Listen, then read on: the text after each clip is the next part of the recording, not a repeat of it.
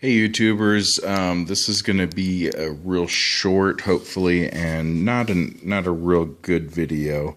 I didn't find a video that gave me enough of the basics of switching from the Jaguar bridge to the Tune-O-Matic that actually showed you what to do.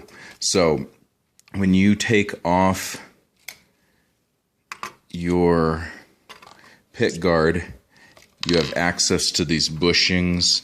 The bushings are larger than the pick guard diameter, which is fine. These bushings here, the ground wire's not soldered to them. The ground wire's soldered over here.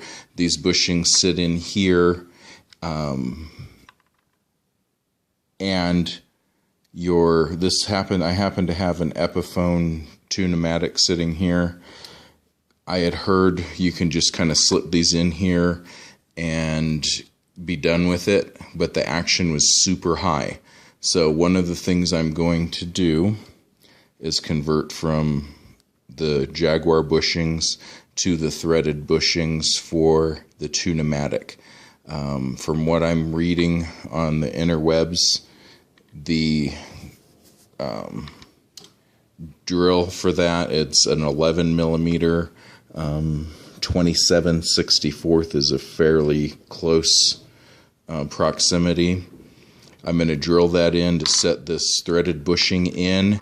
I'm still worried that this bushing is going to be, even when it's seated fully into the wood, that it's still going to be a touch too high. So I'm going to find a larger diameter drill bit that covers this rim here on the bushing, and I'm going to countersink that a little bit into the wood. Now when I do that, if you notice the Jaguar bushing fell through the pick guard, it actually holds up into the pick guard here, so I'm going to actually have to enlarge that hole.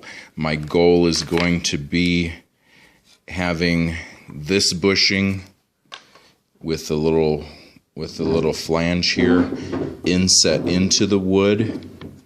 Then that should give me enough adjustability with my Tune-O-Matic bridge. Then the only thing that's going to be left is to deepen my low and high E's just a little bit with a nut file, and maybe deepen these a little bit to go from my 12-inch radius to 9.5-inch radius.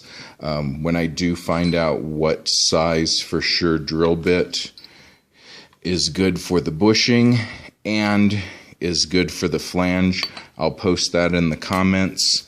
But like I said, I didn't really see a video that explained everything you really needed to do in order to convert to the Tune-O-Matic. Now they make other bridges that just drop right in and get rid of this.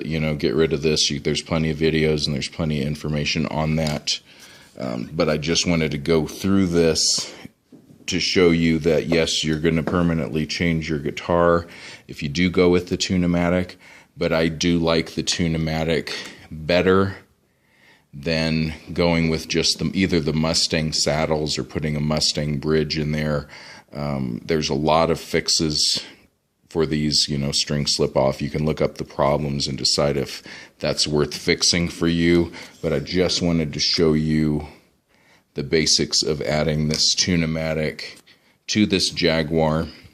And this one's actually came off from one of my my Epiphone Wildcat. And I think these Tune-O-Matic bridges in general are cheaper than the Mustang saddles and the Mustang bridges. You can spend over $100 on a replacement bridge. To me, that's not really worth it. So enjoy. I'll put in the comments any new stuff that I figure out. I don't really have the camera and the tripod out to walk you through this, but hopefully this gives you enough information and enough confidence to do it yourself. Thanks.